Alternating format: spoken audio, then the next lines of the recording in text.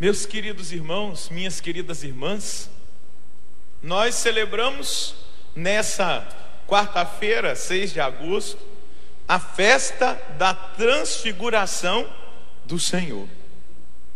A igreja nos apresenta esse evento, onde 3 discípulos do Senhor, os que ele quis escolher para subir com ele ali, 3 apóstolos, Pedro, Tiago e João, até mesmo pela liderança que eles tinham, mas essa proximidade de alguns momentos importantes, esses 3 apóstolos estarem com o Senhor, na ressurreição da filha de Jairo, no Monte Tabor. Depois nós vamos ver lá no Horto das Oliveiras, os 3 nesse momento de intimidade com o Senhor. Mas é importante nós lembrarmos aquilo que Deus nos direcionava na semana passada pela liturgia da palavra, a liturgia que vai norteando a nossa vida espiritual no ano litúrgico, nessa experiência litúrgica que nós vivemos na Igreja Católica. Nós queremos compreender esse mistério. Semana passada, dentro da leitura do profeta Jeremias, se você está ligado e atento, lembrando do que estava escrito no profeta Jeremias, Jeremias 15, versículo 19, onde, através da boca do profeta, no momento de crise que o profeta vivia, Deus disse a ele: Jeremias, se te converteres, eu te converterei. Converterei o seu coração. Se você voltar, a conversão no sentido de voltar, se você voltar ao chamado inicial, aquilo que eu te indiquei como caminho profético, e principalmente se você retomar as promessas que eu disse que eu fiz a você, eu te converterei. Porque eu, o Senhor, estarei contigo, eu estou contigo. Deus dizia ao profeta: para te salvar e para o quê? Para te defender. Deus dizia isso ao profeta na quarta-feira passada, e nós percebíamos pela nossa reflexão a atualização da palavra de Deus na nossa vida, porque quando nós escutamos a palavra, Deus está falando comigo e com você. Deus está falando conosco. E o que Deus está nos falando hoje, dentro dessa continuidade da nossa campanha de oração, clamando por milagres, onde nós estamos refletindo João capítulo 11, versículo 40, quando Jesus diz a Marta: Marta, eu não te disse que se creres verás a glória de Deus?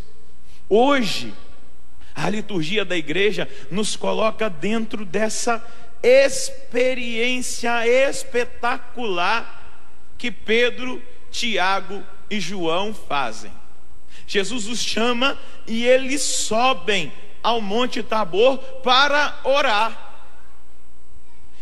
Eles devem ter pensado consigo mesmos: o Senhor está nos chamando para o Tabor para nós orarmos com Ele, como Ele sempre faz. Jesus sempre subia no monte para orar, para estar a sós com Deus, passava a madrugada inteira em oração, de intimidade com o Pai, colhendo dali, daquela intimidade, a direção, a força, o caminho, partilhando com o Pai em intercessão, aquilo que ele estava vendo acontecer com aqueles que ele havia sido enviado, os judeus, mas também diante de tudo que acontecia, com os sinais, os milagres, os prodígios que pelo reino de Deus que estava presente naquele tempo, no meio daquele povo, daquela maneira ia se estabelecendo. Então Pedro, Tiago e João devem ter pensado: mais uma noite de oração e nós vamos orar com o mestre. E estando no monte, no alto do monte, em oração, eles são surpreendidos, porque diante deles acontece uma teofania, a manifestação da glória de Deus. Deus se manifesta e eles enxergam Jesus de uma maneira que eles ainda não tinham enxergado, porque eles conviviam com Jesus humano, divino, mas humano. Talvez eles pudessem até ali naquela caminhada pensar: olha, mas ele é um taumaturgo, faz milagres, ressuscita os mortos, tem unção na palavra, na pregação, autoridade. Nós vemos o amor com que ele olha para as pessoas, ele perdoa os pecados. Eles tinham contato com isso, mas eles ainda não tinham visto a glória de Deus revelada diante deles. Amanhã, na liturgia da palavra, nós vamos ver o texto anterior a esse, no Evangelho, quando Jesus está em Banaias, é o nome desse lugar, eu já visitei, não é um lugar de peregrinação, mas eu fiz um curso bíblico na Terra Santa, e nós fomos visitar esse lugar, aos pés do Monte Hermon. O Monte Hermon é cheio de neve, de lá desce a água, passa no meio das pedras, e é a água que abençoa Israel, abençoa o Rio Jordão, e ali naquele lugar tem um templo de pedra. Você vê as marcas do templo, que era dedicado ao deus Pan, aonde se fazia cultos idolátricos. Jesus está ali naquele lugar, um lugar muito bonito hoje, bem arborizado, com barulho de água, bom para fazer um retiro de silêncio, escutar a Deus. E diante daquele templo, diante dos sacrifícios idolátricos que estavam sendo feitos ali, é a liturgia de amanhã. Não estou pregando de amanhã para hoje não, só para te situar você, para colocar você dentro do contexto. E Jesus diz: quem dizem os homens que eu sou? Está ele com os apóstolos. Aí eles respondem, uns dizem que é Jeremias, outros falam que é Elias. E aí ele diz: e vós, quem dizeis que eu sou? E aí Pedro toma a frente e diz: tu és o Cristo, o Messias, o Filho do Deus vivo. E aí Jesus faz aquele baita elogio para Pedro: tu és Pedro, e sobre essa pedra eu edificarei a minha igreja, e as portas do inferno nunca prevalecerão contra ela. Eu te darei as chaves do reino. Tudo que ligares na terra será ligado no céu, e tudo que desligares na terra será desligado nos... E aí Jesus começa a dizer: mas é preciso que eu suba para Jerusalém, que eu sofra, que eu padeça, que eu seja julgado, condenado, morra, e no terceiro dia eu vou ressuscitar. Pedro vai lá e chama Jesus de canto e fala assim: opa, mestre, era isso aí, nós não vamos permitir. Aquele mesmo Jesus que faz um elogio a Pedro diz para ele: afasta-te, Satanás, porque os seus pensamentos não são os pensamentos de Deus. Porque quando ele falou do sofrimento, Pedro já arrepiou. Não, que isso? Depois desse fato, eles caminham, estão subindo para Jerusalém, exatamente como Jesus diz. É o capítulo 17, eles já estão subindo para quê? Jesus seja entregue em sacrifício por amor a toda a humanidade. Bata no peito e diga: por amor a mim.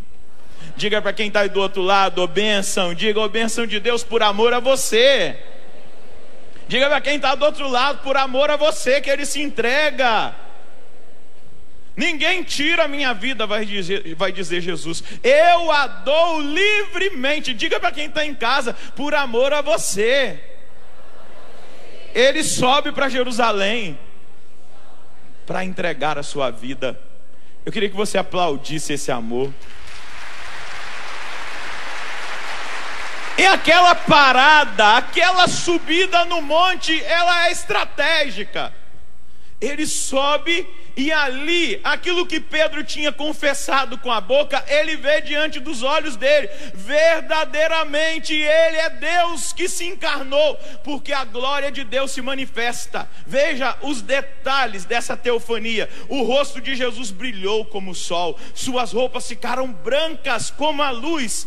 Moisés e Elias conversam com Jesus. Uma nuvem os cobriu com a sua sombra.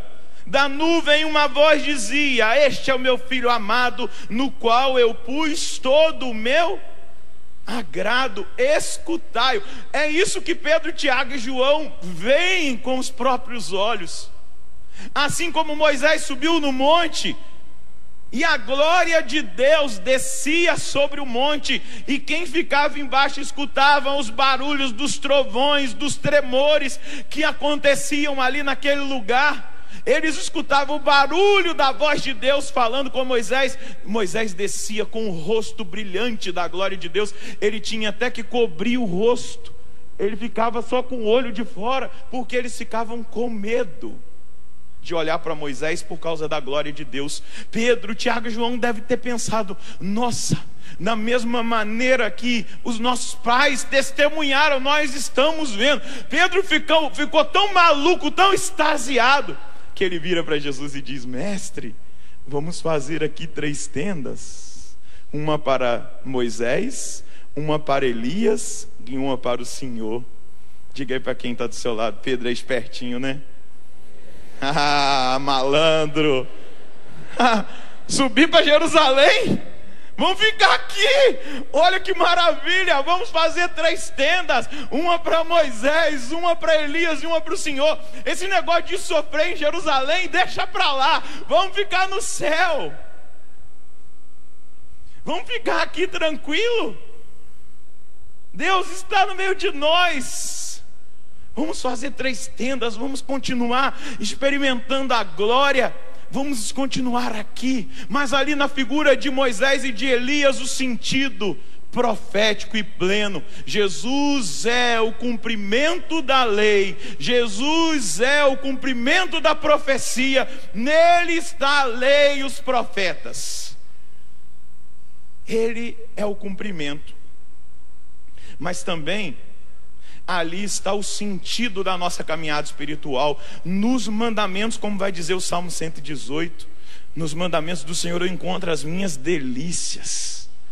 O mandamento do Senhor é como mel, é uma experiência maravilhosa de felicidade. Não é um peso obedecer a Deus, não é um peso cumprir os mandamentos, vai dizer o salmista, mas é a alegria, é o transbordamento, é a realização. Ali está expresso na figura de Moisés o segredo e o sentido da felicidade: viver os mandamentos, obedecer a palavra de Deus e experimentar na nossa vida uma busca incansável por viver os mandamentos. E nos profetas está a promessa que nós não podemos em nenhum dia da nossa vida esquecer dela.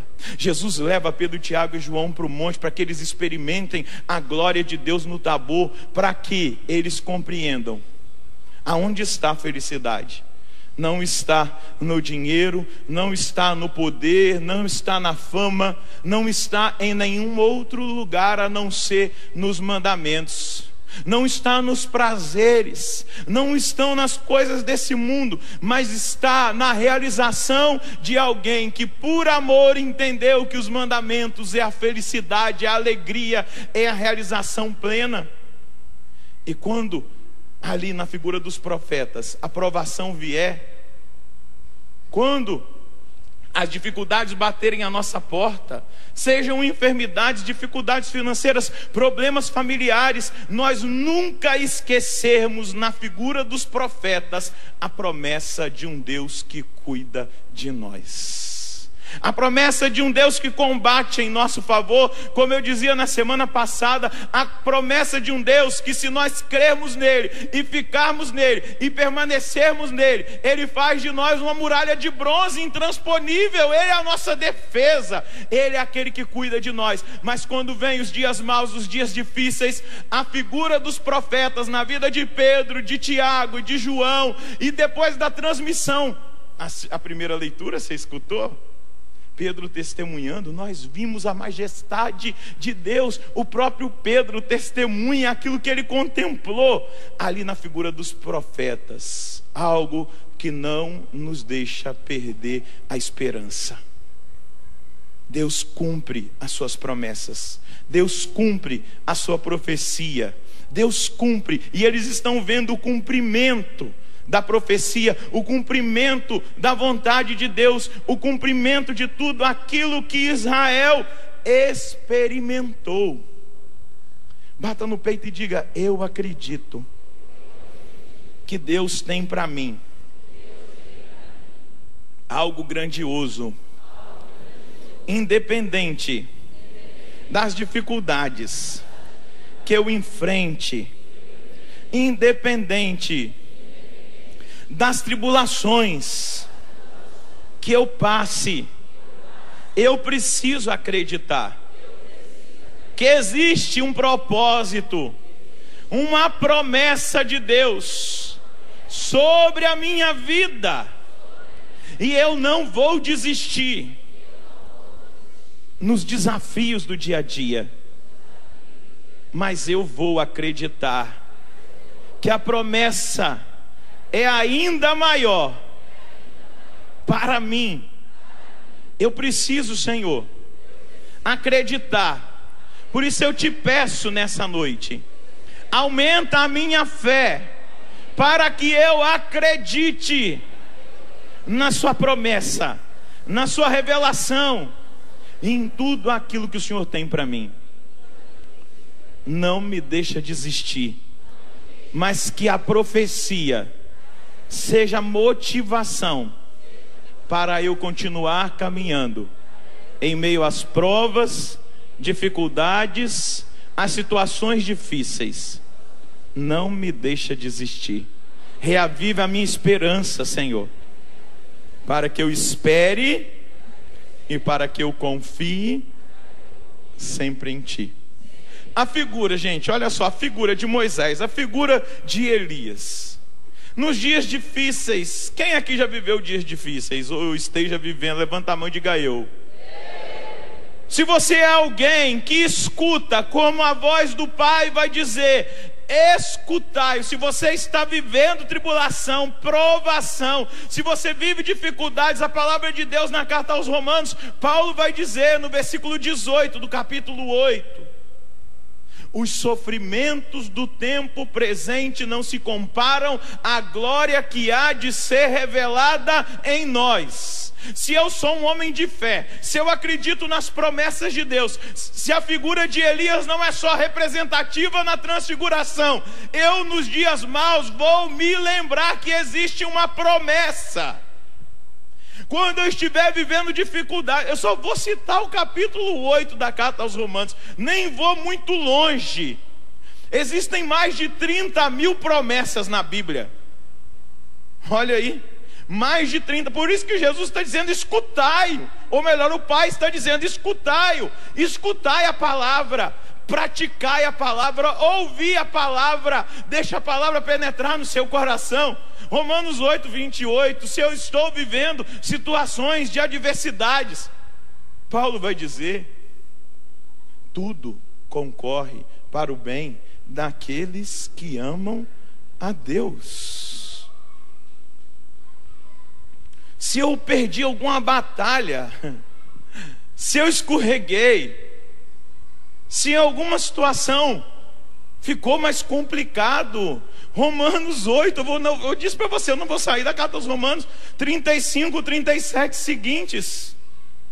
Quem nos separará do amor de Cristo? Tribulação, angústia, perseguição, fome, nudez, perigo, espada, mas em tudo isso nós somos mais que vencedores. Nem a morte, nem a vida, nem os anjos, nem os principados, nem as potestades, nem as profundezas, nada poderá nos separar do amor de Deus, revelado em Cristo Jesus. Se eu escuto o Senhor, se eu coloco a minha cabeça no peito do Senhor, se eu obedeço à voz do Pai, eu não vou desistir. Desiste quem não conhece a palavra. Desiste quem não tem experiência com a palavra. Escutai-o. Quem não vive, quem não aplica a palavra na sua vida, desiste. Realmente abandona, esfria, vai para tantos lugares aí que apresentam situações mais cômodas. Mas se eu e você escutamos o que o Pai diz, este é o meu filho amado, escutai-o, nós nunca vamos desistir. Venha chuva, faça sol, ventania, tempestade, terremoto, guerra, tsunami, seca, a nossa confiança está no Senhor, e Ele promete para nós algo muito maior do que aquilo que nós já experimentamos e que Pedro, Tiago e João experimentaram ali e não queriam arredar o pé. Vamos fazer para nós 3 tendas. Muito maior do que a felicidade que pode acontecer nessa terra, a promessa que Deus tem para aqueles que o amam é o céu. A promessa que Deus tem para você é o céu. As provações um dia vão passar, essa vida vai passar, mas aqueles que permanecerem fiéis até o fim experimentarão a glória de Deus eternamente diante do trono de Deus, aonde a Trindade se encontra, Pai, Filho e Espírito Santo, aonde a revelação é plena. E o próprio João vai dizer no Apocalipse 21, não existe mais dor, não existe mais sofrimento, não existe mais lágrimas e nem a morte, porque aquilo que era passageiro passou. Deus é tudo em todos. Diga para quem está do seu lado: meu irmão, não vale a pena? Diga para quem está do outro lado: meu irmão, não vale a pena? Não vale a pena nessa festa da transfiguração, onde nós vemos a glória de Deus, que é Jesus. Pergunta para ele: não vale a pena? Mas agora depende da nossa busca. Você quer experimentar o Tabor na sua vida? Diga para quem está do seu lado: você já está no Tabor. Diga para quem está do outro lado: você já está no Tabor. É porque você está na canção nova? Pergunta para ele: é porque você está na canção nova? Vamos esquecer que nós estamos na canção nova. Diga para ele: vamos esquecer que nós estamos na canção nova. Você já está no Tabor. Diga para ele: você já está no Tabor. Na missa. Aqui é o Tabor. Lá na sua paróquia é o Tabor. O que Jesus estava querendo dizer? Olha, nós estamos sofrendo ameaças. Eu já anunciei que eu vou padecer. Nós estamos subindo para Jerusalém. Mas todas as vezes que a coisa apertar, entendam que no Tabor está a glória de Deus. Por isso você, cristão, não pode faltar missa, principalmente do domingo. É o seu Tabor diante da tribulação que você vive no seu dia a dia. É aonde você vai encontrar com Cristo. Que é um outro Tabor, a palavra de Deus. Quantos católicos só têm a Bíblia para enfeitar a penteadeira? O armário na sala está lá, cheio de cocô de mosquito, nem lê. Tabor, escutar a palavra, ser consolado pela palavra, a adoração ao Santíssimo, a oração. Jesus está dizendo, e aí eu posso ir até Ele: no mundo há vez de ter tribulação, mas coragem, eu venci o mundo. Na hora da prova, suba ao Tabor, vá, entre em oração, coloque-se na presença de Deus, e ali você verá a glória de Deus manifestada na sua vida, que não vai deixar você parar na dificuldade, mas vai te incentivar a continuar caminhando até o céu, aonde a promessa de Deus se tornará concreta plenamente. O Tabor, subir, experimentar o Tabor, experimentar na constância com Deus, para você entender como precisa ser a sua busca. Um dos santos padres da igreja, os padres do deserto, lá nos primeiros séculos, conta que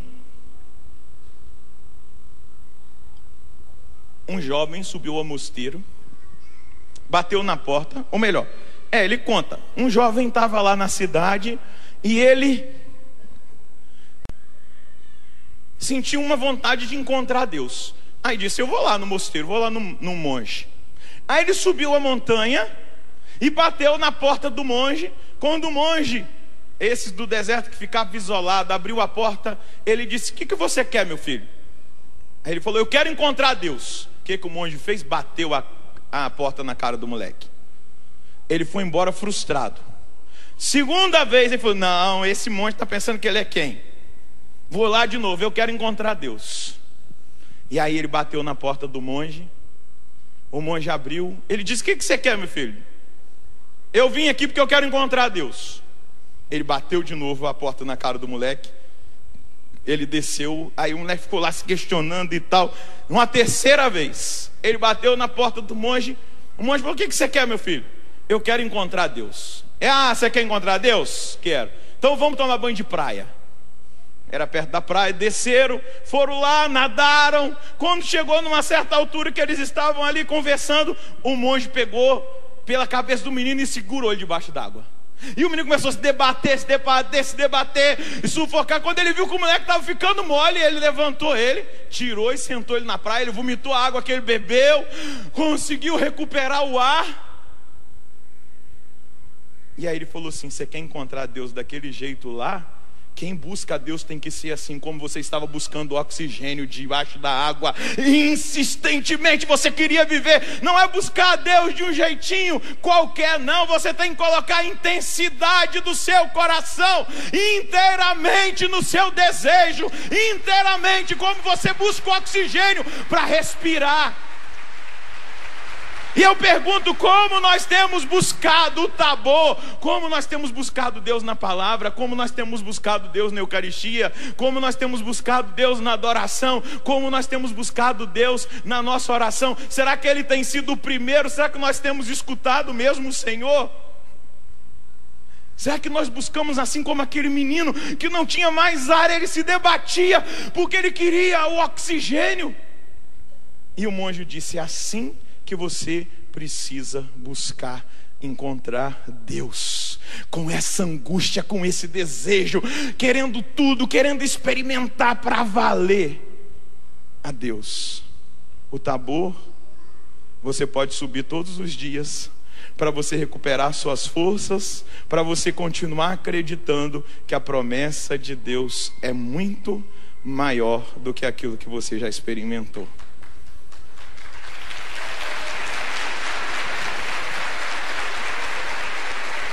Aquilo que Deus tem preparado para aqueles que o amam, nenhum olho viu, nenhum ouvido ouviu, nenhum coração foi capaz de sentir. Qual é a intensidade que nós temos colocado nessa busca de Deus? Cruzes virão, não vou enganar você. Teologia da prosperidade é em outro lugar. Cruz vai vir, dificuldades virão, enfermidades vão acontecer, perdas acontecerão, mas o que Deus preparou para aqueles que o amam, nenhum olho viu, nenhum ouvido foi capaz de escutar e nenhum coração capaz de sentir. Se realmente nós buscarmos com essa intensidade, nós vamos sempre ser espertos como Pedro. Ô Senhor, vamos fazer aqui 3 tendas, uma para Moisés, outra para Elias e outra. Eu nem estou ligando de ficar no sereno. Senhor, Moisés, Elias ficam um em cada tenda, a gente fica do lado de fora. Tamanha é a glória de Deus. Agora eu pergunto para você: você quer? Você deseja? Você coloca essa ansiedade como do moleque que estava lá se afogando e queria o oxigênio? Nós precisamos pedir ao Espírito Santo que nos leve a esse desejo por Deus. Eu não vou para mais uma missa, eu não vou para mais uma adoração, eu não vou ler mais uma vez a Bíblia, eu não vou orar mais uma vez, não. É a minha experiência de Tabor. Este é o meu filho amado, nele eu coloco todo o meu agrado. Escutai-o. Aqueles que querem, coloquem-se de pé. É a hora de subir num lugar mais alto, nesse Tabor.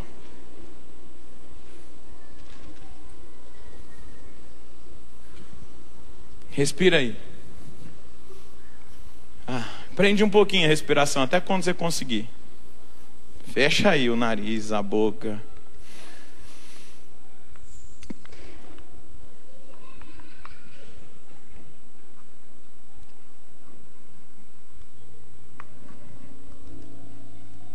Na hora que o seu pulmão começar a procurar o ar, aí você solta, respira.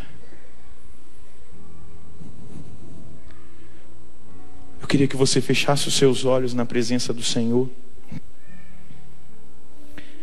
E eu quero pedir ao Espírito Santo, nessa festa da transfiguração, que Ele nos incomode dessa maneira, que Ele nos leve a ter um desejo intenso pelo Senhor, um desejo intenso por estar na presença de Deus, que nós saiamos do preceito: eu vou na missa porque é domingo, eu tenho que ir. Não, eu vou na missa porque alguém que me amou primeiro e que eu amo está me esperando. Eu não adoro por obrigação, eu não adoro para preparar a pregação, eu não adoro, eu adoro porque eu amo.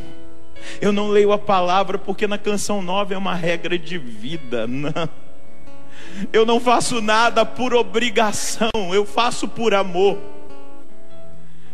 Aí está o segredo do Tabor: não fazer por obrigação, mas por amor a um Deus que por mim se entregou, por amor a um Deus que preparou para mim o céu. Eu não oro porque eu preciso, eu oro porque eu amo. Eu oro pela necessidade intensa do meu coração de estar no Tabor, na presença de Deus. Meu irmão, vai levando agora os seus braços na presença do Senhor e vai declarando o seu amor por Ele agora. Esse é o segredo dos santos. Santa Teresinha vai dizer: eu descobri que a minha vocação é o amor. Eu faço tudo por amor. Eu intercedo por amor. Eu sou humilhada por amor aqui nesse Carmelo. Eu oro pelas missões por amor. Eu participo da Eucaristia por amor. Santa Teresinha viveu um momento de aridez tão profundo na vida dela. Durante 3 meses ela ficou sem vontade humana de orar. Ela não tinha vontade humana de rezar nem mesmo a Ave Maria. Tamanha era a aridez, mas ela fazia por amor e não por vontade. Diga para o Senhor agora que você quer amá-lo acima de todas as coisas, que você quer colocá-lo em primeiro lugar.